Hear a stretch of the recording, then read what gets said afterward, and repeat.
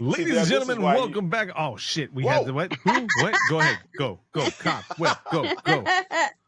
I was saying this is why Deb is always steering this thing behind the scenes. You know what I'm saying? Because she always know what's up. So she doesn't go even ahead, have Josh. her license, Lisa. She got a license, Lisa. We encountered it. When are we going to do an Shit. episode on that? We got to do a podcast episode of that with our Patreon members watching it with us. Shit, I'm down. Hell, fuck yeah. My thing just said, wait, times. My 20 seconds. The first 20 seconds of the podcast. We're 40 seconds in. We haven't even said the movie, The House That Jack Built. Go. Video recording error. It says reconnect. You got your green pen? You got your green pen? My green pen? It keeps blinking like I'm not doing it, so it keeps blinking. Do I reconnect? Right. When it asks you, throw up something that you can say, because Riverside be on that bullshit. Do it, Deborah. And just let us know, so they did do it, and then we just act like we know. Just throw up a random object. She's gone. Get the fuck out of here, Deborah. Oh, shit. Oh, now she's in the lobby. She wants back in. You gotta let her back in. Yeah. What? You didn't want me back? You didn't want me back? Okay, as soon as this month's subscription is done, I'll try another company and we'll see how that one goes. All right, we good with that? I think it's because it's the phones. Because when I was on the laptop, I never did this. So I think it's just the phone thing. Yeah. I still like Riverside though. Uh-oh. He picked up the green pen. That was him. Oh, that's what he meant. I was like, green pen? I don't got a green pen. Exactly. Well, you better get something. So today, it only does it that one time in the beginning, and then that's it. Not going. All right, well then don't even say it no more. People don't. We're 2 minutes into this shit. We haven't even talked about the podcast yet. Well, we are. Calm down. Just relax. There you go again, Deb. He always on that shit. You know what I'm saying? We be trying to be like, hey, Josh, you know what I'm saying? You need to relax something. You know what I'm saying? We're going to get to this movie sooner or later. But he always get all upset. You know what I'm saying? And you just got to relax and just bring it down a notch. Because the pod people are down a notch. They just waiting for us to do this stuff at a right angle and everything else. So we got this. So we all know that we doing the movie. What is this movie tonight? The House That Jack Built. 2018. Now I'm going to let you. Right. Now I'm going to give you guys a spoiler. Before we start this shit, this movie fucking sucked. Now let's go, Josh. I don't know. I mean, we're going straight into that I don't know if this movie sucks. This movie is definitely one of those not cookie cutter, gonna make you think. Is it artistic? Some people would say yes. And some people are fucked up. But is it not artistic? No, but then at the same time, maybe that's what they're trying to say in the movie. So no, they tried to make something. They tried to make something artistic, and they fucked it up. But go ahead. I'm just saying. Go ahead. We can do this as normal as we want to, Josh. But you're not going to debate me on this. Go right ahead. This movie definitely. Here at Cast of the Pod, we're gonna have to start moving back to our 80s horror, 90s horror, 70s and horror, just like happy horror, blood and guts. Thank you. This was too serious for my brain right now. This movie is dark. This movie is 2.5 hours. Oh, that was how long of my life I lost? Yeah. 2 hours, 32 minutes. If you saw the director's cut. Okay. Yes, I saw the director's cut. Who recommended this? Steven Hernandez. Steven Hernandez from One Up Entertainment. Now, he didn't necessarily recommend the movie, but I told him I needed some messed up movies. And he was the one that told me about Terrified. And he was the one that told me about this movie. And we This usually part was good. and we usually go, Deb. we're usually on the same level, me and him, with movies. Like we either Because you're watching them together. no, me and Steven. Hey, Oh, Like we if have if the you need to, same type of taste. another movie that he recommended was House. Not And that House one was with the hand floating with the key or anything like that. I'll send you the trailer for House. That movie was messed up too. yeah, that was like I don't know if I want to watch that okay. one again. We watched 2 movies by Steven. He's 1 and 1. I'm just being honest. Today's a day of honesty. You ain't get nothing but you ain't gonna get nothing but honesty from Cobweb today. This movie, these mellow tones. I'm not gonna get upset with you. I'm gonna tell you all you people the truth. If you don't want to hear it, you have been warned. I know. No, they haven't. Oh, well, in that case, Josh, Yes, sir. can you hit the intro? Warning. This podcast is about the horror genre. Warning. Warning. We're gonna say some shit. And you're gonna listen? You might get offended. If you easily get offended, turn this shit off now. You get your feelings hurt real quick. Turn it off now. If you hear something messed up and you're like, "Oh my god, I didn't realize," turn it off now. Isn't that what we have? This podcast is about the horror genre, specifically horror films. As most horror movies are filled with coarse language, violence, and/or gore, the topics and language of the cast of the pod will also reflect the genre. If you have any issues with the aforementioned warnings, please press stop. However, if you have no issue with adult language, movie violence, or the accoutrement that accompanies horror films, please feel free to continue. You have been warned.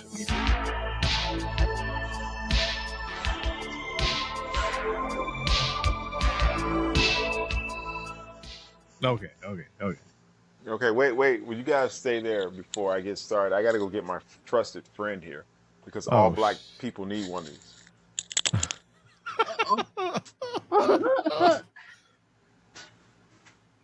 Josh, what is he doing? I don't know.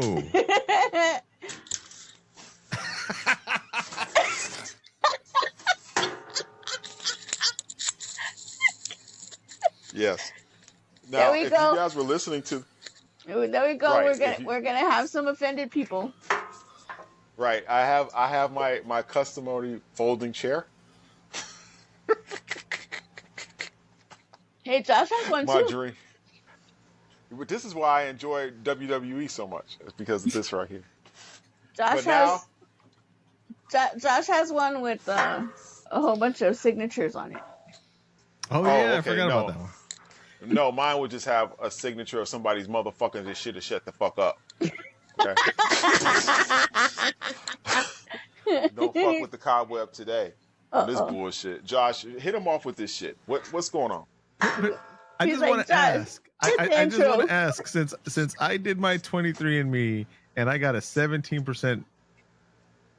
I don't even know if I can say it. What? 17% what? South African. Oh, you're South African? Yes. Oh, from the other tracks? Not the South African good side.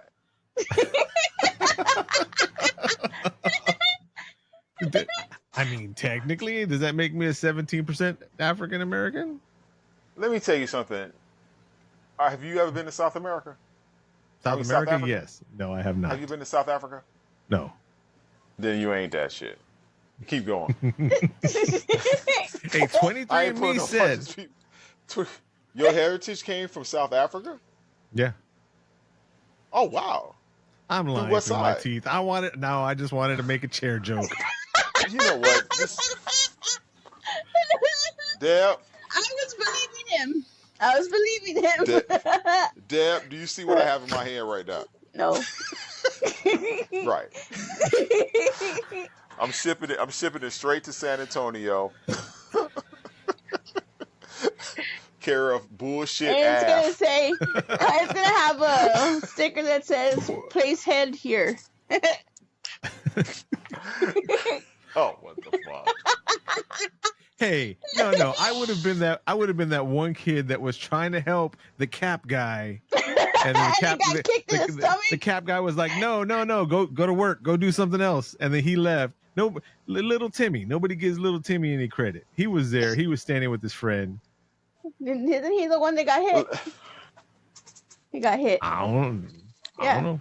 Yeah, he got hit. Go back and watch. I'm gonna be honest with you. If I saw that shit coming off, popping off like that, and that was one of my coworkers that I know, because I've been working at my gig for a long time. So me and my people that I work with are very close. I might have been the mermaid, the mermaid. What's his name?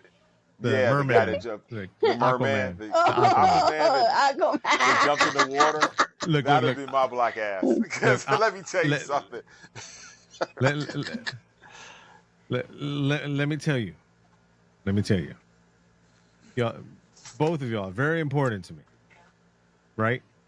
There's love here and everything amongst all of us here, right? Mm-hmm. Right. But if either one of y'all are on a pier that's way over there and the boat's not there yet, I'm not swimming to help either one of y'all. No. This is why. Because I will be much more help if I wait till the boat gets there. Because if I try to swim to help y'all gonna have to stop doing whatever y'all are doing to save my fat ass. And so I would end up distracting y'all and get y'all in more shit because y'all would be trying to help me. So it would be safer if I just waited till the boat got to the dock and then I would help you. I understand that, Josh, because that's why he was the only person that jumped in to go help his boy, because most black people don't know how to swim. Okay. I don't know what you're talking about. I never heard that. The thoughts and views of Cobweb do not necessarily represent the thoughts of anybody else. Deborah, hold on. He just said.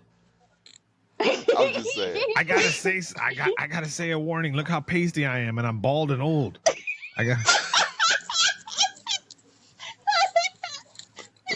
What the fuck? My dad is from Oklahoma. Just because my mom's Mexican, I gotta cover up that half. The thoughts and views of Cobweb do not necessarily represent the thoughts and views of anyone else from Hatchet. Oh, wrong fucking podcast. Cast of the Pod. Exactly. Because I mean, it's a norm. You know, black people don't really spend that much because we don't have He's doing it again. I'm just saying, bro. Because I can say this type of shit because these are my people. So I know my people. Okay, we don't swim long distances because there ain't no goddamn reason. We aren't going to swim the length of a pool because that's all the fuck we getting in. So when it comes to like a distance like that joker had training because he was doing the overhand strokes. Most brothers can't do that shit. We do like this, like the merman shit because that's the easiest one. But he was doing overhand strokes. So that joker had took that shit in high school. So he was down for the cause. You know what I'm saying? So I might have waited for it to look a little closer before I jumped in the break. But hey, I'd have been there. Have you ever seen The Breaks? Yes. The Breaks? The Breaks, which one? The comedy, The Breaks. I don't think so. With that comedian that died, I think his name was Mitch something or another. He's white. He grew up in a predominantly black neighborhood. And, and they all go to the pool, and the public pool, when you get there, it's all just like looks like beer because everybody's peeing in the pool. Oh, what the fuck! And that was one of his stand-up things. He talks about. He's like that's why you swim like this to push all the pee away while you're swimming. Yeah, that probably explains a lot. That's gross. Yeah, you got to see the breaks. Yeah, The Breaks is funny. Let me be honest with you. I own 2 copies on DVD. I'll send you one. Oh, okay. Have I ever peed in a pool? I don't think so. I might not have peed in a pool. It seems like I might have because I was a kid, but I don't think so. Just because you didn't mean 99% of everybody else didn't. Anyways, we're 14 minutes into this shit. Haven't you ever walked in the area in the pool where it's cold? She's gonna make it 15. And then you walked into an area where it's warm. You wonder why. Oh, the sun must have been hitting right here. Oh, damn. Oh my God, no. And that's the spot, and that's the spot of the pool that Cobweb likes. He's like, I'm gonna stand in this one. It's been in the sun. I'm in the sunny part of the pool. I'm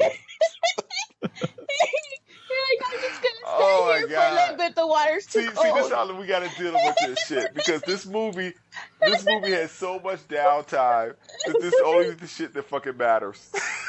Okay. Let's get into it. Please. Y'all good?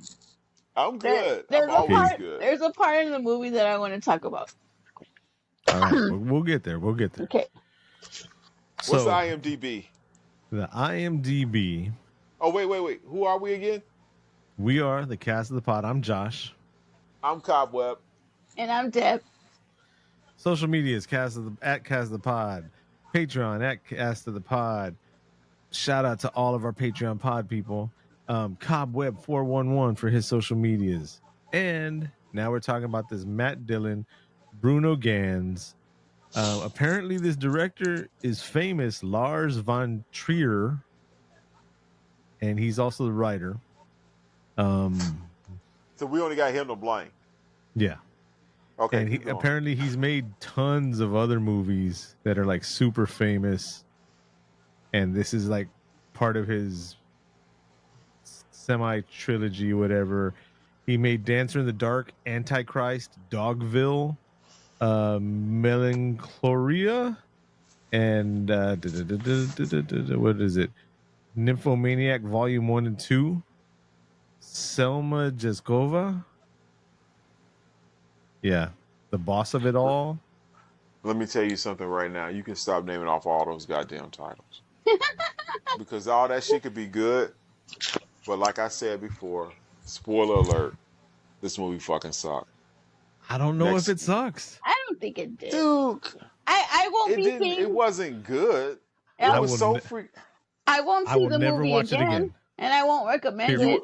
But it wasn't a waste of my time. Wait a second. Okay, you said you would never watch it again. No. Correct. You said you wouldn't recommend it. Okay, at what point of the scale do we sit back and say that this is below a 5? But you guys keep going. Well, it depends on how you rate it, because it was shot beautifully. It looks beautifully. The acting was amazing. True that. The acting was good. You had some qualified people in there. Uma Thurman was in there, right? Yeah. Yes. So here's the short 1-sentence breakdown IMDb. The story follows Jack, a highly intelligent serial killer, over the course of 12 years and depicts the murders that really develop from his inner madman. And then the breakdown by Zentopia Entertainments. USA in the 1970s. We follow highly intelligent Jack over the span of 12 years and are introduced to the murders that define Jack's development as a serial killer. We experience the story from Jack's point of view, while he postulates each murder as an artwork itself. As an inevitable police intervention is drawing nearer, he is taking greater and greater risks to attempt to create the ultimate artwork. Along with the way we experience Jack's descriptions of his personal condition, problems, and thoughts through a reoccurring conversation with the unknown Verge, a grotesque mixture of siphoncy, mixed with almost childlike self-pity and psychopathic explanations. The house that Jack built is a dark, sinister story, yet presented through a philosophical and occasionally humorous tale. That hurt to read. Let me tell you something. Let me tell you something. It hurt to watch. Because let me tell you why this movie in my heart sucked. Because I don't need any type of glorification about a serial killer. I don't need any type of way of thinking, to explain why they do the things that they do. Okay, they are some sick, crazy motherfuckers. Okay, accept what they are and don't sit up there and try to be like, make these philosophical debates with them about artwork and what's right and what's truly wrong. It doesn't matter. Okay, this Joker. Well, how many people did he kill over this time span that he said in this movie? Like 60 61. or 70 pizza? 61. We that was when he kills Miss Simple. That it Oh, was he probably 61. killed more. We don't know how many Oh more no, by the time because he gets. yeah, because he still had those other people that were tied, and he But was still how many bringing other more. people before Yeah, that? yeah. Because Yeah, So and he when Miss killed. Simple, Miss Simple deserved what she got. No, she didn't. I was like, how can so you think so he deserved? so the Nobody movie deserved starts that. off. So look, the movie starts off really slow.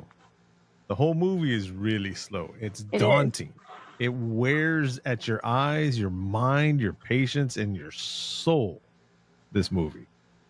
So the first opening scene, this was the scene that Steven told us about. It was his favorite part of the movie. It was between Uma Thurman and Matt Dillon. Okay. And her car is broken down on the side of the road. It's the 70s. She had that little screw around. I don't know if they had those jacks back then. Yes. In the 70s? That wasn't the 70s. That was kind of a little bit more present time. That was not the 70s, that late. That was his first kill. And that he started in the 70s. If he did, does it really matter? Remember what movie we're watching? Well, because how realistic. That's the painful thing about this movie. That's what makes the time so painful. That's what, when he grew up, he was at a time where there weren't TVs or anything like that. He was a boy watching people cut the grass in the fields with scythes, sickles. That was Let cool. me tell you something right When they now. did that part, She that was was Uma Thurman. Uma Thurman. She wrote her own epitaph. Okay, she knew exactly what she was getting into. She was like basically said she dictated to him exactly what to do to her. So this is what I just learned. Are you ready for this? Sure. So Matt Dillon, not Dillon. Matt Dillon, not What's the Matt Damon. difference? One's blonde, one's brunette. Good enough for me.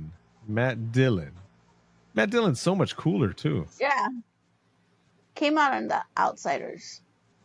Yes. Oh, great book. Yes. But anyways, when he read that scene, he kind of got frustrated with it, kind of like how we were watching it. I'm assuming you watched it the same way me and Deborah did, and we're kind of like, "Shut up, bitch! Why are you saying this stuff already?" That's Deborah's quote. Deborah was saying, "Shut up, bitch." I'm just quoting Deborah. I was. No, she's right. Because I wanted to fast forward through it. He pulls up to the side of the road, and she's like, "Oh, I need." She was like a Karen, like a 1970s Karen, because she was like guilt tripping him, like, "Oh, you're just gonna leave me here on the side of the road? You're not gonna help me. You're not gonna." And so he drives. He's like, "All right, I'll take you to the blacksmith down the road, so he can weld your jack." Right. Yep. And as we're over there, she's like, "Oh, this is a perfect, if you're a serial killer and you have a serial killer van and blah, blah, blah, blah, blah." And then they get there. He welds the jack and he's like, "All right, peace." And she's like, "No, you can take me back." He's like, "No, I've got stuff to do." She's like, "No, you can take me back." She gets in and the he's van. all wimpy. So when he read the script, he's like, why would he be putting up with all this shit? Why would he take this? Why would he deal with all this? She wasn't telling him all that. He figured out in his own description, and he went to the director about it, and the director started smiling and laughing, and he was like, "My boy, that's exactly what I was thinking." So what was happening was, that's what he heard her saying. That's not what she was saying. He was just pretending to be a happy whatever guy and blah, blah, blah, blah, blah. And everything that we heard as the viewers is what his psychopathic mind was justifying. So she wasn't really saying that? She wasn't really saying, "Oh, now's the perfect time for you to kill me." And here's this car jack. It would do a lot of damage if I hit you in the head with it.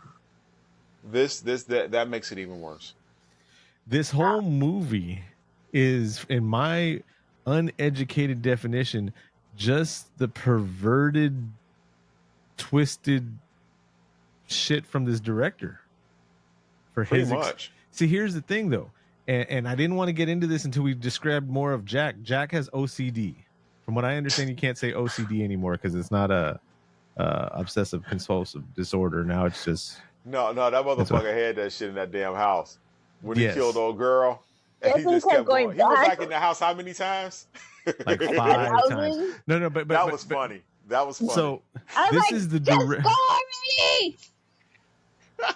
we're getting there, Deb. Hold on. No, I wasn't telling This you. is I the was telling Matt Dillon. this is the director's perverted excuse of making art, which, as we find out as the movie goes through, everything that Jack does, that's his excuse because he thinks he's making art. The same perverted shit that in our real life this director's doing. Yep. It's one of these situations that just because I don't think it's art doesn't mean that somebody else doesn't think it's art. But if somebody else does think it's art, I'm thinking that somebody else might be fucked in the head. But I'm allegedly, I'm just saying. No. You're absolutely right, Josh. Because this is not the way this movie was built. Was to be a horror movie with grotesque things, a bunch of kills, a bunch of shock stuff, or whatever. But yet, and still, you tried to educate people on a level that didn't come to see that. You're not going to find this type of audience that's going to want to appreciate this type of stuff that he put through. Well, plus, trust me, nobody wants to hear anything about some type of glorification about any type of those jokers with the those letters that go in different letters. You know what I'm saying? It wasn't. It wasn't a mass release. It was like an art house release of this movie. So it wasn't. They should have kept the motherfucker where they found it. I don't know, like how you said that not people don't want to know about it, but look at how I agree. We don't want to like glorify like serial killers or anything like this. It was like another thing that I didn't like the movie, the new movie, The Joker, because they made him the Joker the poor the little bad guy. It's like, no, the Joker is not a victim. The Joker, he is a fucking villain, and he's the bad guy. I don't want to know why he turned into a bad guy. I'm not gonna feel sorry for him. Because the world is moving to where there is no good or bad. There's only 50 million shades of gray. This movie, I didn't feel bad for Matt Dillon. Not one time did I feel bad for him. I'll get to that at the end. That's good that you didn't feel bad for him, Deborah. And I love the ending to the point to where let me tell you something about these people. And I'm okay, Josh, hit the warning. We already did the warning. No. Hit the other warning. The thoughts of you, because I'm about to say some shit. Oh, okay, wait. The thoughts and views of Cobweb do not necessarily represent the thoughts and views of anyone else on Cast of the Pod, including Josh or Deb or anyone else associated with it. They are the thoughts and views of Cobweb and his alone. Please continue. Now, the most things that you say in most horror movies is that they say that the black person or the person of color is always the first one to go. But of all the things that happened in this movie, he never killed the only person of color in this movie. That's my trope. Oh, that's what you liked about it. Yes. Okay. Look, no black people died. Okay. Well, okay. Wait.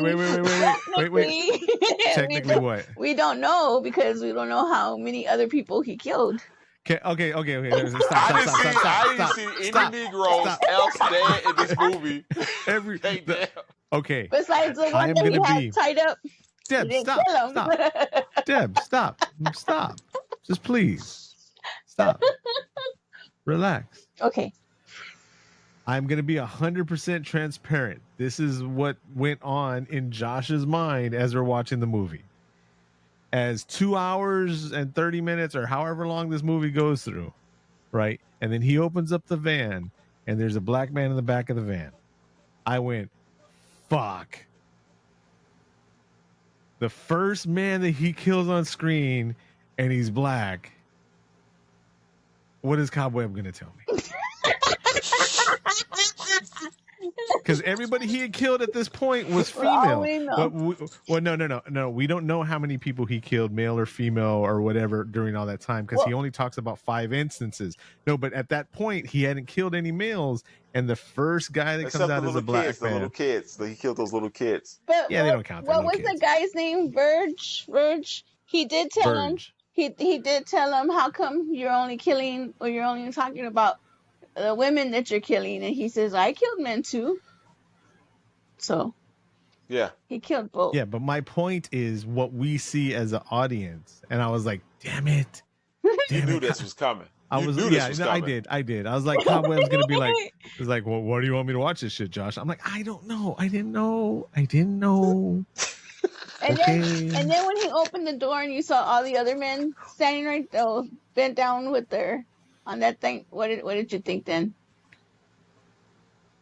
I thought he was gonna kill all of them at once. He didn't even have to go. Saved all their asses. Yes, he didn't even have to go into the gun range. We're not going to say that word that starts with an N and has a Z in it. We're not going to say that word because we'll definitely get shadow banded or something like that. Right.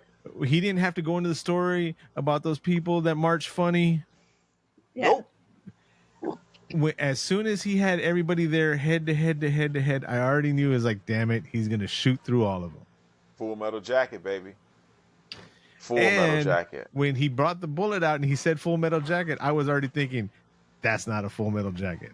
And then the guy that he got, which happens to be the black guy, who is the only military person in the room, he was like, sir, that is not a Full Metal Jacket. He was like, what? He just needed more time. He just needed looking for time. Any minute he could get. So back to 30 minutes into this shit, we're trying to get past the first killing. And that's we didn't even talk about the wallet. There's 5 sequences in this movie, and this is the first sequence, which was when he first kills Uma Thurman, and that sets everything in motion. And I mean, the second killing was the wife from Men in Black. Yeah. What was he choked her, and then she didn't die completely. Then he's like, I'm sorry. Then he poisons her. Then he chokes her again, chokes her upside down the wrong way. I'm like, guy, you're putting pressure in the wrong place. He didn't know what he was doing. And then he finally stabbed her. That's the one that he had to come up with the light. Not right here. Up. Yes, he was very intelligent and ignorant at the same time. He was book smart. He knew to count the ribs down, where to get to the heart and all that.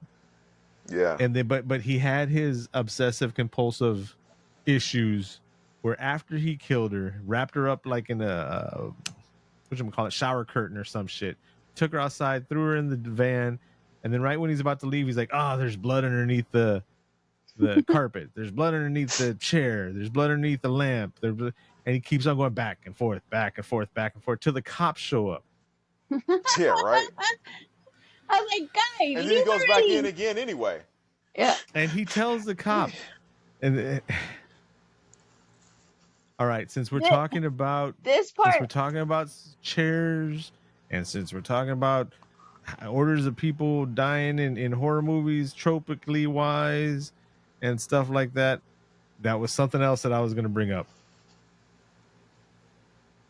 Go right ahead, Josh. Can we do that since we're in sensitive area as it is? Go right ahead, man, because I'm off the wheels off the track on this flick. Because I already told you how I feel about it. When the small town cop gets there, and he's like, well, I need to talk to Bernice or whatever her name was. She looked like a Bernice to me. Yeah. And he's like, Edgar's well, Bernice wife. left. Edgar, yes. It was an Edgar suit. Yeah. He was wearing an Edgar suit. It wasn't Edgar. It was an Edgar suit. Remember Men in Black? Sugar. Yes. Sugar in water. Anyway. that was his wife. Edgar's wife. Yeah. Yeah, it was. So he tells the cop, so I was here to her deceased husband. I was here to get his magazines because he used to work on the trains and I wanted his Tracks magazines and blah blah blah. But you're not gonna find her in there because I heard a commotion coming out of the living room, and I've been out here 2 hours waiting after I heard the commotion in the living room. And he's like, sir, just get out of here, sir. And then he goes into the house with him. He's like, I need you to conduct an investigation here in the. And I'm like, I'm gonna have to hear this some white people shit. Some movie definition of some kind of privilege that I personally have never experienced that kind of in my life.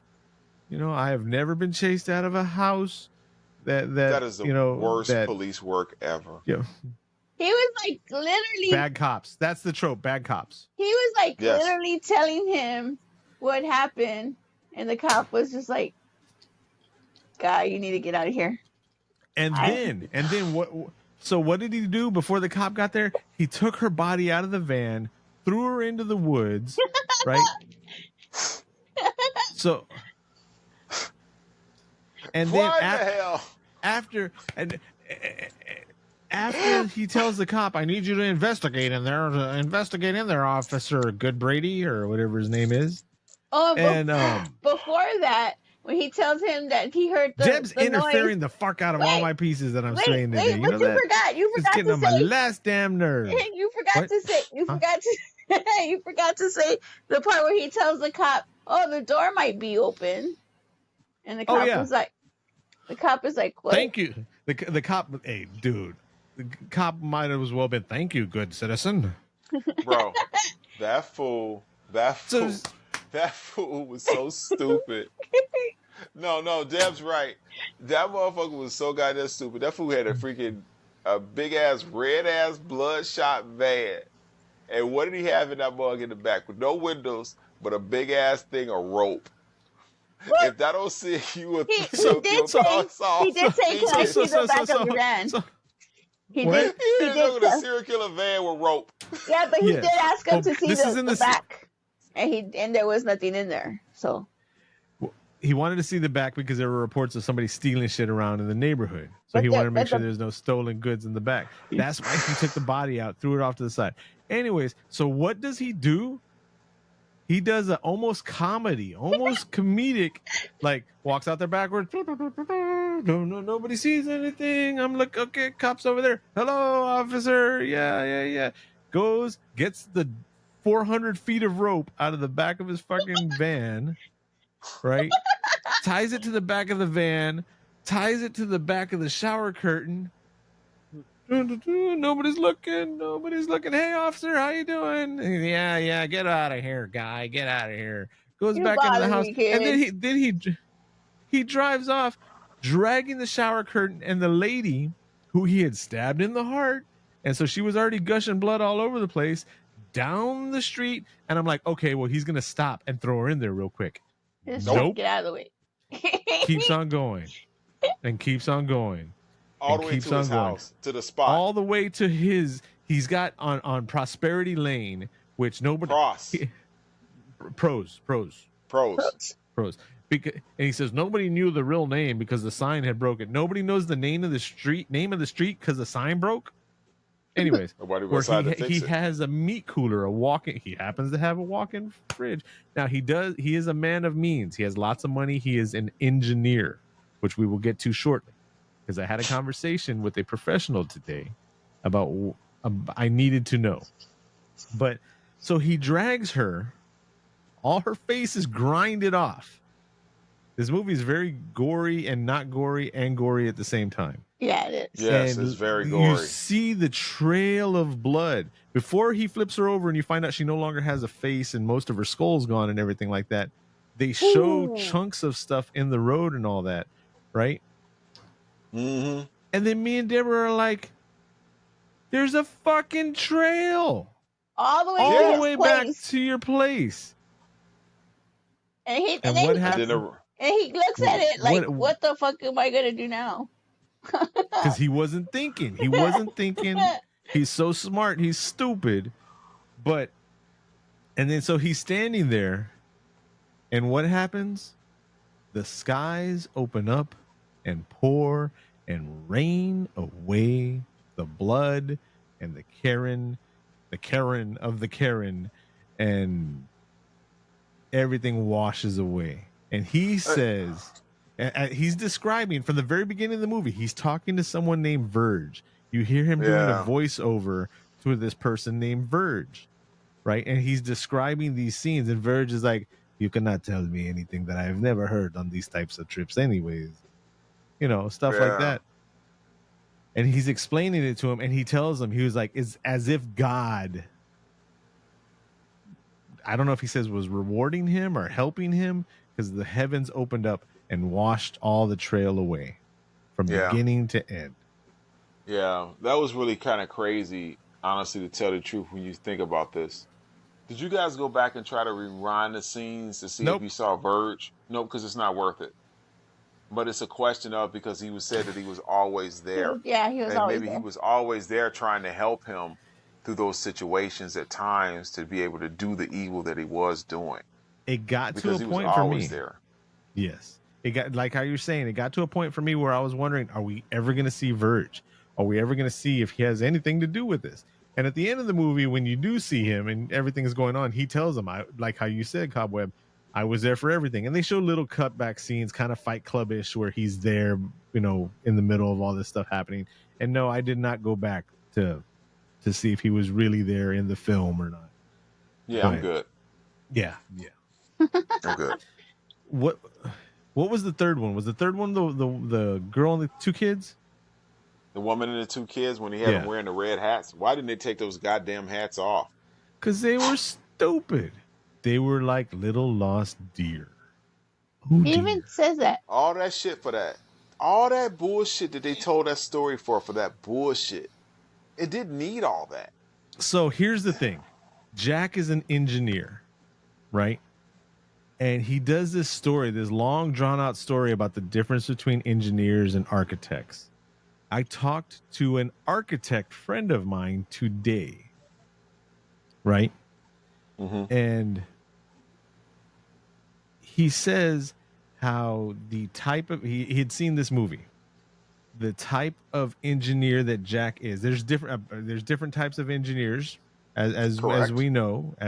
True. But the type of engineer that yes, I don't know how much of that we're saying or not. The type of engineer that Jack is the type that can say, this is a load-bearing wall. These are the types of supports or whatever, blah, blah, blah, blah, blah. Not the architect that's coming up with the art side of it.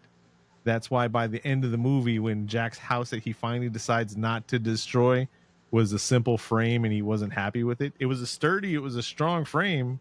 It just wasn't the work of art that he wanted it to be. That's why he gave up on the house. Bodies. And then they used the bodies that are frozen to make the house. But that was Verge. That was Verge that did that. That was so fucked up, man. But here's the thing, though. I was upset with the analytical, critical mind of the engineer Jack, thinking that he was an artist. As in, yes, what he does work-wise can be an art, but he thought he was painting large strokes and making a Picasso type masterpiece with each one of his killings. Each one of his murders was a work of art into some long, drawn-out whatever. And it was like, shut the fuck up. You just like killing people. Right. What do you call yourself? Mr. Sophisticated. Well, see, that was the thing. He was doing that to confuse the police, and it was another one of his personalities, one of his personas. So he didn't feel that he was Mr. Sophisticated, Mr. Sophistication. He just did that as, okay, I'm going to lure them off. That's the thing, Josh. He did not have to. He didn't have to do that to lure them off, because they had no clue what the fuck was going on. Even when he was doing it, he basically gave them information. Yeah. To be able, because he was so cool with how stupid that the police were in this movie. You can't tell me there was one smart police officer in this movie. Look at the one at the end with Miss Simple. Yes, he literally gave himself to the cop. He said, I killed 61 people. I also love that woman right there. That's some Dahmer shit right there. How that went off. And the cop was just like, I don't want to fuck with this. Yeah, go in there. You're drunk. Get away. And she took him back in the house. Yeah. Yep. I'm like, why would you take him back? So look. Let's right short. There. Right? You just ran out the house and realized this motherfucker was a crazy psychopathic killer, and then you get the police, and the police tell you whatever, and you take them back in your house. Get the fuck out of here with that bullshit. That shit pissed me the fuck off. Let's short Ain't no woman let's that short goddamn explain stupid. it. Oh yeah. Let's short explain it. Yeah, let's short explain it. Yeah, the other. Let's short explain it. Jack is full of himself. He uses every excuse he can about how it's not his fault, and he's doing good things by doing these bad things. And it's the breakdown into his fucked up mind that we're seeing this story, and this long drawn out, taking forever, longer than our podcasts, you know, to do this. And the next kill is of a woman that he met, and he changed his ways, and he said it had been some time since he had committed any murders or anything like that. Mm-hmm. And he takes them out into the woods to teach the oldest son, who was probably about what, 10? Yeah. And the other kid was about 8. How to shoot. Yeah, and the other one was about 8. Now, as he's doing this and he's having conversations with Verge, he's explaining the history of stuff. I'm just going to say history. Of nature of if you kill the mother, he said that if you kill the mother, you're basically killing a flock. But if you kill the youngest, you still have more of the flock. So you're supposed to kill the youngest up to the oldest in that rotation. That way they continue on. But not only that, he's talking about how they would go out on the hunts, like in Germany and stuff like that. And then after the hunts, they would lay the trophies out because it was showing, it was flexing. You were flexing on people by showing the trophies. So as they go out there into the woods, it's this happy family, mom, dad, and the 2 kids, the American dream, you know. And I'm not talking about Dusty Rhodes either. I had to do that. It's fine. But so, and then the next thing you know, boom, he cuts into, he's got one of the kids in the sight. Right? And then boom, he misses the kid. The kid starts running. Did you notice he blew that kid's leg off at the knee? Completely off. Clean off. I was like, oh my God. That killed him right there. And then missed to pop his head up. Yes. He was like, what is that? Right in the face. And then they show the mom, right? And it looks like he shoots her. But then they cut back to another scene, and he's got them propped up in a little scene, including the kid that got shot in the face. And he has the mom feeding the bodies picnic food. And she's just crying, tears. She's just in shock. Let me tell you something. That makes no fucking sense. Okay, that just reminded me of this part right here. Didn't make any goddamn sense. Okay? Because I would have lunged at his ass with that goddamn spoon and tried to carve out his fucking eyes. She was gone. The other scene with Mrs. Stupid or whatever. Did you notice that where she was standing in a corner? Simple. She was standing in a corner and she had a whole goddamn wall full of butcher knives and everything else. Because those were the same knives that he used to cut off her fucking tit. So why would she not grab one of those knives off the wall and use that shit to fucking kill his motherfucking ass? You know what I'm saying? Am I right? You are. Because bullshit. Because he was so smart, he knew what these people were gonna do. That's why he called her simple. She's like, no, but going back to that doorknob. Mom. Stop, Dad. Calm down. Okay, wait. No, we gotta talk about this, Dad. Wait, no, I don't give a shit, Josh. He cut off her tit, cut off both her titties. That's at the end of the movie. No, we're talking about this now. He cut off her. He freaking got a marker, measured out of her tits, cut off both her tits, put one on the cop's car, and used the other one for a wallet. Okay, that's where we're at with this goddamn movie. That's where we're at. Okay. See, and this is not some House of 1,000 Corpses drawn out gorer movie or like Terrifier where he hangs him upside down and starts cutting her in half from the vagina to her head, just up like that. Nothing like that where it's so gory, it's comical. This is realistic blood, realistic body damage, realistic psychological trauma. That's Realistic what makes this cut off movie boobs. fucked up. Yeah. This movie, Go ahead, Deb. this movie got me in so many ways. We missed the part where they showed when he was a little kid. Because y'all And he jumping all over the place. No, wait, I'm trying to get. wait, I was wait, literally wait. building to that scene next. Oh, okay. And then I'll wait to tell my story until you say that. Continue. And then we wonder why I have high blood pressure. Because of me and Cobweb? Because we get stuck with movie. No, because we get movies like this. Okay, so, and then she runs off, and then he shoots her, blah, blah, blah, finally kills her and all that. But then the camera pulls up, starts panning up, right? And it's looking down on the ground, and he's got like 30 ravens or crows laid out. And then he's got mom and the middle kid, and then the little kid with the leg pushed there onto the side. And he's got all this greenery around it, like Christmas decorations and all that, because he's showing off his trophies. He wants to get catched. He wants to get caught. He does.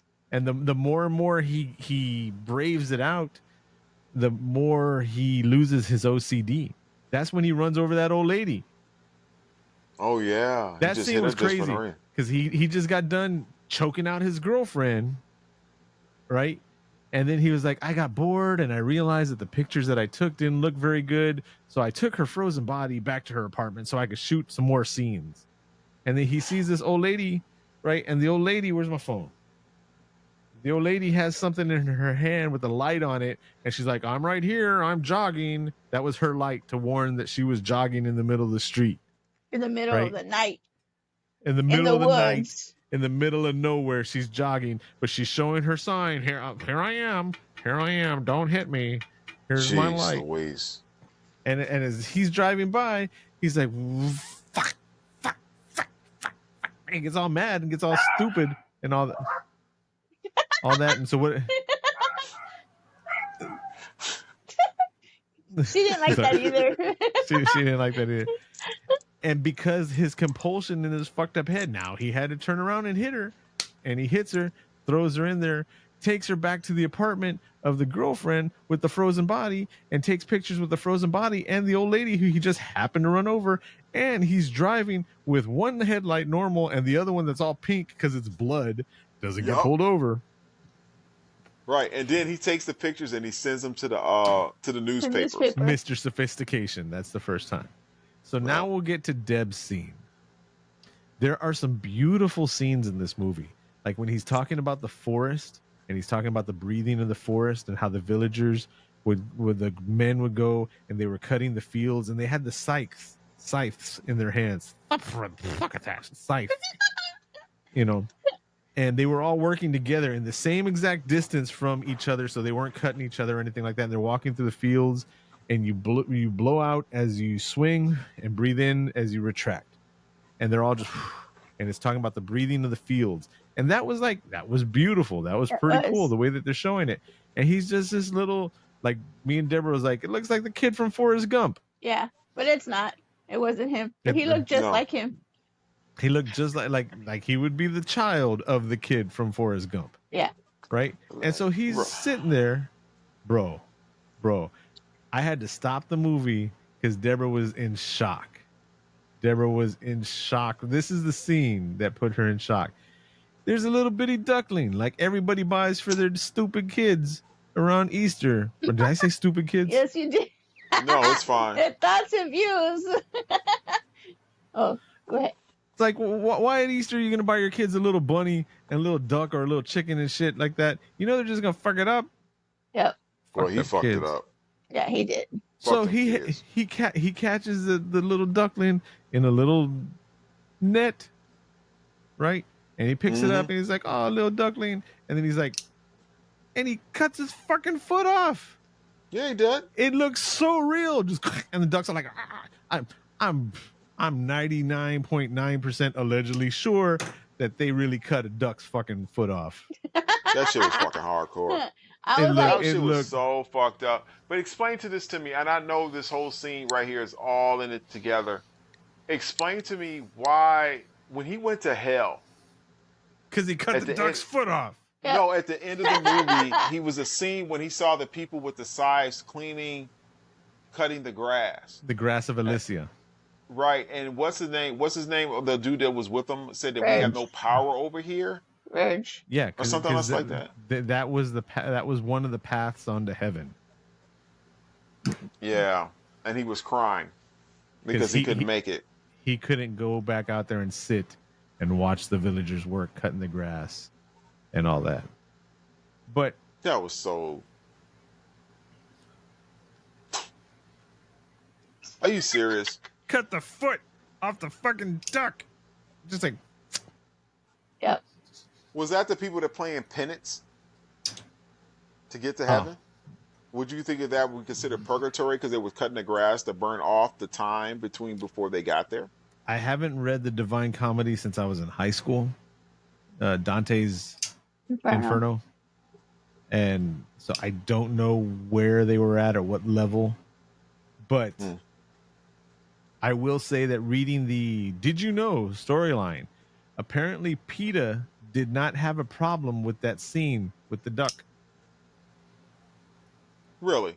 Because it realistically shows the mental illness that serial killers are known to have by torturing and showing the mistreatment of animals by people.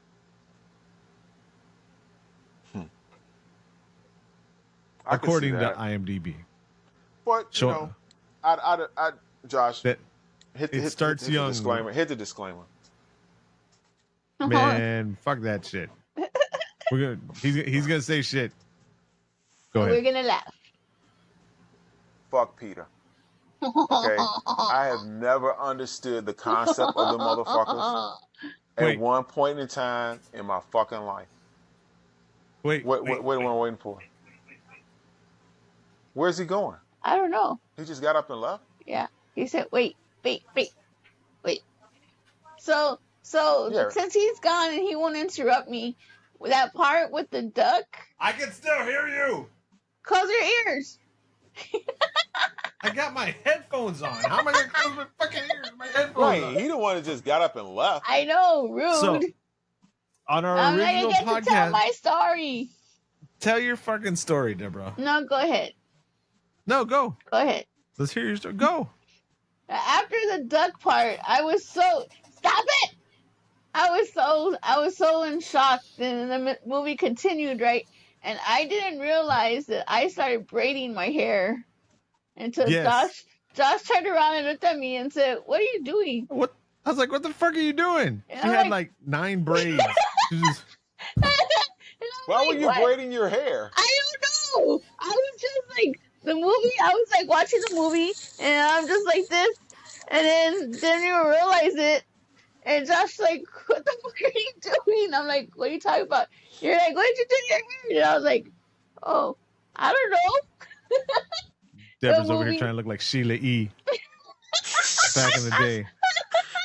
It's a glamorous life. The movie just got me so... I was like... Because the duck thing happened, and then it was the kids, and then what he did to the boy's face, and then... I don't know. Go ahead. Yeah, he jokered the... That was another thing. He was like, "Oh, well, you're trying to model people before rigor mortis kicks in." Well, guess what? Rigor mortis doesn't stay there for a long time. Okay? It fades out. It hits, everything's whatever, and then after a couple hours or so, then everything loosens up after the calcium dissipates. But that's why he kept him in the freezer. Well, because he wanted to keep him around. Yeah, because he wanted to use him, be able to pose him. Did you know that the guy that he used, and they showed the clip for the inspiration, the Iceman, the killer that did that, that's the guy that Stone Cold Steve Austin got his inspiration from. That's not where he got his name from, but he wanted to be a stone cold, he wanted to be a cold ice killer. And that's why he was trying to figure out the name. He had all these different ice names and this and that, but he wanted to do that's why he does that soulless, no look, hard ass look, whatever. And then his wife at the time, who was from Britain or whatever, it's like, "Oh, drink your tea. It's going to be Stone Cold." And he's like, "That's it. Stone Cold Steve Austin." Yeah. So what I went to go do when you were talking about fuck PETA, allegedly. Ain't no legend to it.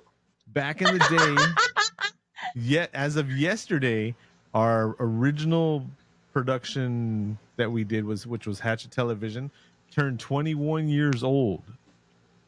So about 15 years ago, we were doing the Hatchet TV podcast, and Chuckles live on the Hatchet TV podcast made this butte right here. Fuck you, PETA. Yeah. That's beautiful.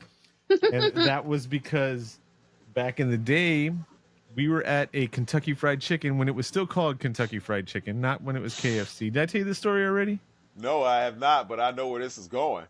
And they were protesting. They were outside, right? And it said they had signs, local PETA members, and it said PETA hates KFC. So we were standing there with signs that said HTV loves KFC. Nice. Alongside of the. And we That's recorded beautiful. it, but we don't know where the tape's at. It's on a cassette tape. It's on one of those little tapes somewhere. On the micro little mini tapes? tapes, yeah. The MDs, yeah. My first encounter with PETA was at the Rock the Bells festival. Rock the bells. I was standing in line waiting to go in through the VIP section, which I was kind of ticked off because there was a little bit of a line. So they started to, do their whole thing where they were bashing Mickey D's, what we call up here at McDonald's or something else like that, right? We call it Mickey D's down here too. Okay. They were bashing them, talking about, their treatment towards animals, blah, blah, blah, boo, boo, boo. And I stood up there, asked though, dude, okay, so what are you talking about? And he telling me all this shit. And I was like, so answer me this. How many jobs has PETA put into the urban community? How many jobs has PETA put into any type of area, into any urban development that did anything? How many, what have they done besides sit up here and complain? You guys do all this stuff about stuff, but then what do you do back to the community to help these other people or give them other resources to do? It seems like you guys all you do is complain. After about 5 or 6 minutes of me bitching his ass out, he packed his shit up and left. So to me, I understand Chuckles because you know what I'm saying? Those people, they all they looking for is a check. That's why all they do is complain as much. They keep complaining and whatever and ever that they get until you send them some money and then they shut the fuck up. You know what though? I will say this. A lot of the stuff they say about how animals are treated and how it's fucked up and all that, it's sad and it's messed up. And just yeah. Yeah. What about that's what we are as carnivores. If we're carnivores and that's what we do, that's what we have to accept as a life that we're living. He that cut these the creatures foot that off we're of a eating. fucking duck. That was what about your story? Your story when you were at the light. You were eating a burger. Since you're going into PETA. Man, there's this fancy neighborhood in San Antonio called Alamo Heights, right? And you got to pass like the city zoo, and you got to pass this one area on Broadway before you go into Alamo Heights. And back in the day, there used to be Wendy's. Remember when Wendy's had the silver and gold wrappers for their burgers before everything was? Oh, that's when they tasted good. Yeah. Yes. They still have them up here in Chicago from time to time. We don't get the Dave's Classics. We don't get them no more. Yeah, we just have the box. So I was there driving my little Ford Ranger as a courier, right? And I'm at the light, and to my left, there's the fancy HEB for the rich people. HEB is a great store, by the way. We're not sponsored by the HEB, and me talking about cutting fucking ducks' feet off, I don't think we ever will be. But yeah, HEB, go. So the fancy one's there, the something market, whatever it's called, and this 4 lanes this way, 3 lanes this way, 3 lanes that way, little cement island in the middle, right? And I just pulled out of the Wendy's, got my like Dave's triple with bacon, just no vegetables in there, just bread, cheese, and meats. Oh my gosh! No pickle. No pickle. That's a vegetable.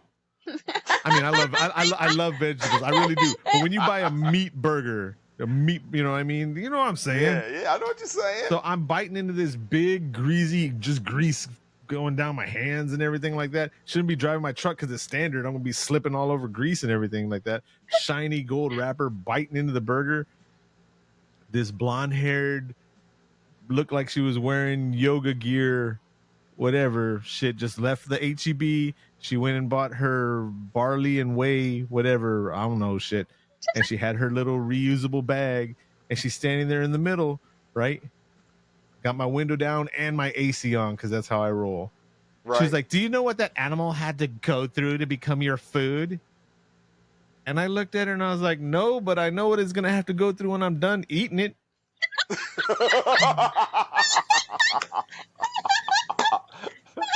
She deserved it. I don't think she got it. Hopefully she got it after I drove away.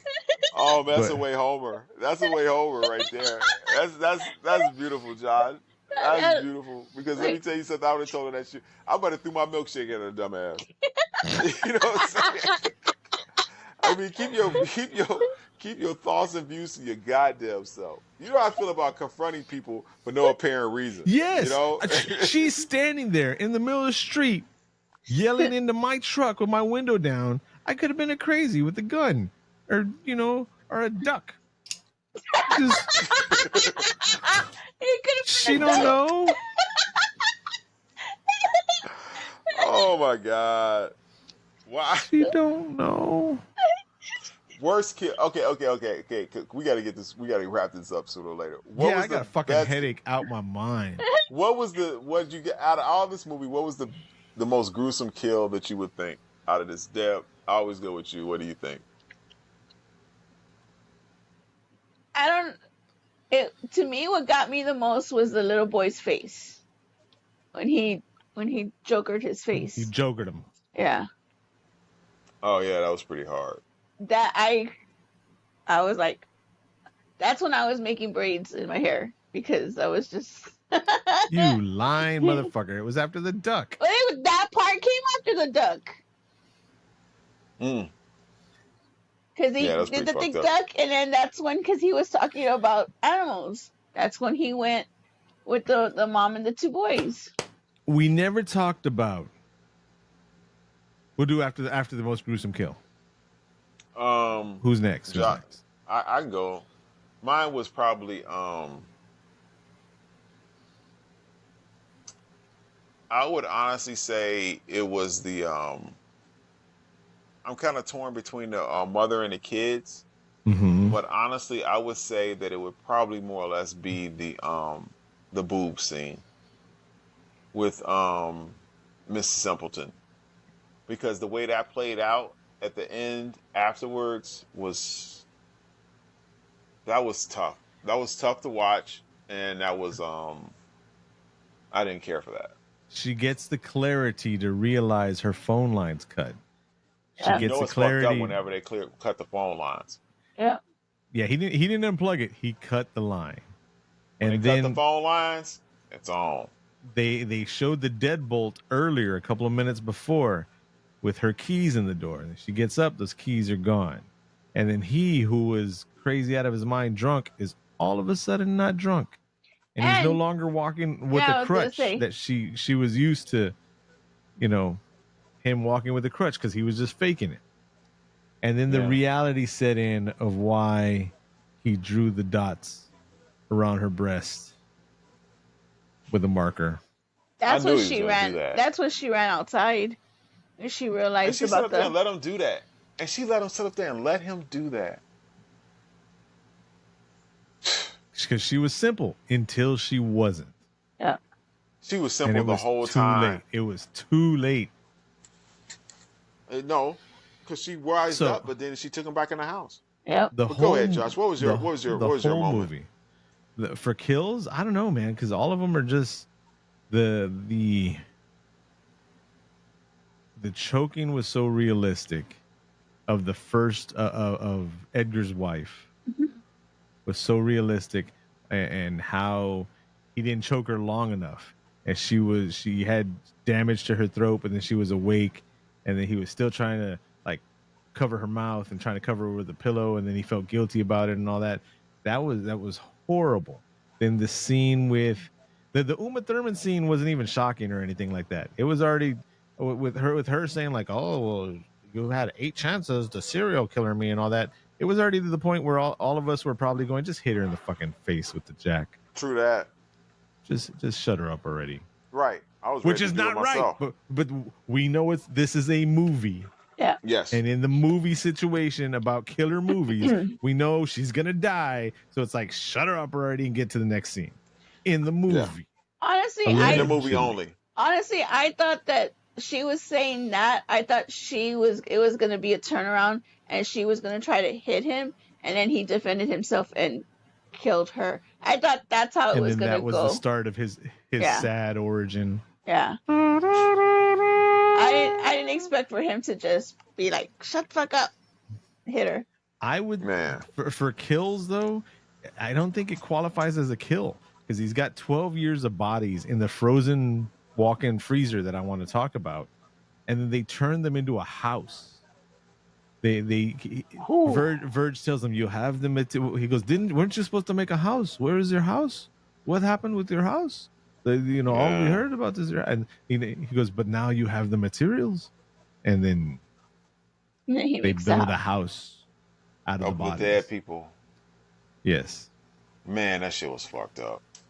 Yes. Oh, and if you were wondering, SP, the guy that caught him in the red cloak, SP is a character from the director's earlier works. Oh. So everybody was like, oh, he's St. Peter and he's this. No.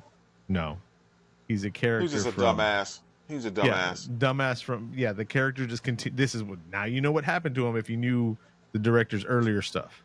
Now you know what happened to that character, SP. Now he was over here in this movie. Got stabbed in the face. Yep. Josh, do me a favor, man. Don't. Just pull out the calculator of doom. I still didn't talk about the room. I want to talk about the room. Talk about the room all you want. I'm ready. The whole time I'm like, are they going to show what Verge looks like? Are they going to show what Verge looks like? And are we ever going to see what's in the other room? And by the time we finally see Verge, who was in the other room, that means he was dead already. How did Jack die? Because Jack did not escape in the House of Bodies with the Acme Construction Company perfect circle in the floor. Yep. He didn't open a box of holes. You know how in Roadrunner it was a hole. They would just throw it like on the wall and they could stick their arm into it. Yeah. It was one of those. Only thing I can think of is maybe he actually did die when they cut the wall open and the cop shot in there. Yeah, that's what I was gonna say. I think maybe the cops shot him, and then he died. That's the only way I can think of that he actually died, because nothing else made any sense after that point. Nothing made any sense except that he was going down layers of hell. And he took him all the way to the bottom of hell, and he said, "I'm just taking you here so you can see it." And he tried to cross that barrier over there to get to the other side of heaven. As if that fool never decided, as if he deserved to go to heaven. At what point would you think that you deserve to go to heaven, or either try to swindle your way into heaven after all the evil and everything that you did? Oh, yeah. He knew. Well, he was a narcissist. He wasn't doing anything wrong. He was making art in his mind. No, but I think he died either before he got to SP, when he drove his van off on the side of the road, or that cop that he thought he shot and killed when he was dressed as SP with the red hoodie over and all that, or that cop killed him. You know something? Let me tell you something right here. This is another part why this movie fucking sucked. It leaves you too fucking... It's too much of a fucking hole.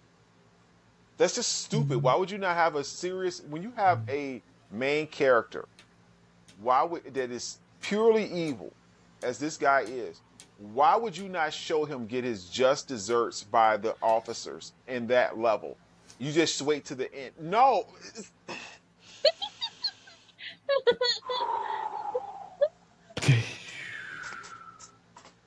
So before the calculator doom comes out, and he's been being escorted through the rings of hell by Verge, and they get to that one place, and he's like, "What's on the other side of the bridge? The bridge that is destroyed now."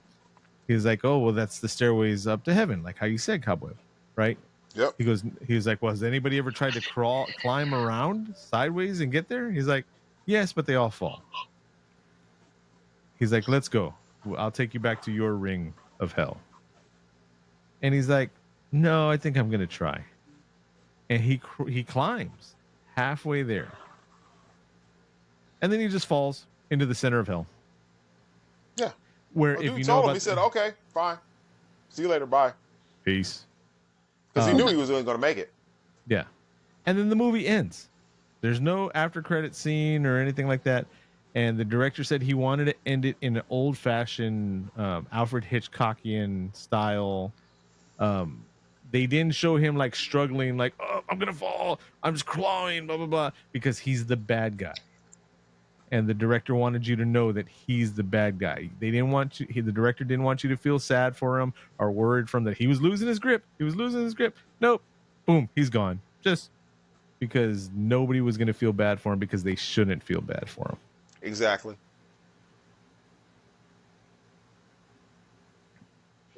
That's it. That's it. That's it.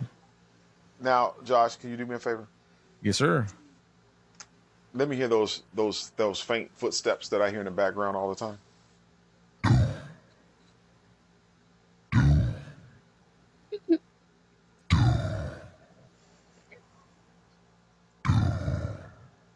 Time for the calculator to do. Cobweb, what do you give this movie? 4. 4. I give this movie a 4.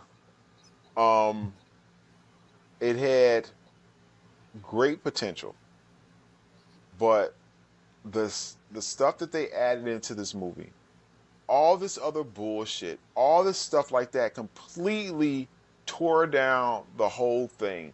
The whole art concept and everything else that they pushed into it made this was just a waste of time. And it stretched the movie out so far that you wanted to turn it off or fast forward it through those parts. If you have to watch a movie and you want to physically skip parts of the movie, it's not a good movie. It's simple as I told you, people. No, this movie gets a 4 from me. A 4. Great kill shots, everything else, stuff like that. But no, I literally wanted to stop this movie at times, not because of what it was, but it was because it was so fucking lame. I'm done. Deb, what do you give this movie? I give this movie a 6. I won't watch the movie again because it was too long, but I did like it. I did like that this movie didn't try to make the bad guy be the victim. I like that I didn't feel bad for him at all. And this movie was more of a, we had to pay attention, and it was more of a thinking. And then for a horror movie, it also scared me because it felt real. And I don't know if I would recommend it to anybody, because I don't know if you like this kind of movie, then yeah, go ahead. But I won't watch it again, but I did like it. If that makes any sense. I hate that it's going to end up with this score that I'm about to say, but I like the fact that right when I was like, what happened to the fucking house? What happened to the house that Jack built? And Verge was like, what happened to the house that Jack built? You know, there was all this talk about the house and blah, blah, blah. And they show his not. It was just because he knew how to do it did not mean that it was art. His house was supposed to be his masterpiece, was supposed to be art. Just because he knew how to kill did not mean that his kills were art. Yep. Just, you know, and that was one of the points. And I was like, oh, that's pretty cool. That's pretty deep. And that wasn't until I talked to my architect buddy today and that I realized that. And we are in a world of weak minds, and it's not my place to judge people or anything like that. But sometimes some things are too realistic to show for entertainment. Yep. It's bad enough the realistic things that we have to see in real life. It's bad enough the realistic things we have to see in the news, which is not always real life, but you know what I'm saying. But to glorify realistic death, realistic damage, and to call it art because technically, I mean, what beauty is in the eye of the beholder, and what one person's art is not another person's art. And yes, I understand that, blah blah blah blah blah. But sometimes the word and the phrase and the term and the concept is used as an excuse. I hate that this happened with our scores because it happens so much where Deb, you'll choose a number, and then Cobweb, you'll choose a number, and then I get the number smack dab in the middle, which is what happened today. I planned on giving it a 5. I'm giving it a 5. Averages together, 15 divided by 3, and the movie gets a 5 with this. But I gave it a 4. Yeah, you gave it a 4. Deb gave it a 6. I gave it a 5. I wish we gave it lower. But you know, this movie, I understand what you're saying, Josh. A 5. I understand what you're saying. How you can't glorify, but this movie also showed that he was sick. He was, you know, whatever he was, but then at the end he did go to hell. Or so we think. So it seemed too pleasant. Yes. His demise and his torture, which we never see any of it, but he's like, "Oh, I'm in hell. Okay, so yeah, I'm gonna do this now. I have my own free will to do whatever I want in hell." And for all we know, he fell into the very lowest level and was tortured by Satan, who the according to IMDb and the Divine Comedy, that lowest circle of hell is for those that have defiled God, who have upset God, and that's a special place in hell. And I did like that when he says he liked, me being a photographer, how he says he likes the negative of light because it shows the darkness of light. Yes. And I thought that was pretty deep because I've looked at negatives before and made photo negatives where it's like, yeah, it's cool looking at things that way, seeing how things are absorbed differently. Not gonna cut off the foot of a fucking duck though. I'm still stuck on the duck. Yeah, me too. Yeah. Or cut off a perfectly good set of tits and use one of them for a wallet. And he slapped the wallet down on the counter too when he was paying his money for his stuff. Nipple and all. Nipple and all. And you know what? Fuck all those people that all those years knew he was crazy, where he was buying his ammunition from and all that. They knew he was crazy. Yeah. Yep. Because if they didn't, that one guy wouldn't have been all scared at the end. Man. When he went back for the he hollow even point. says it.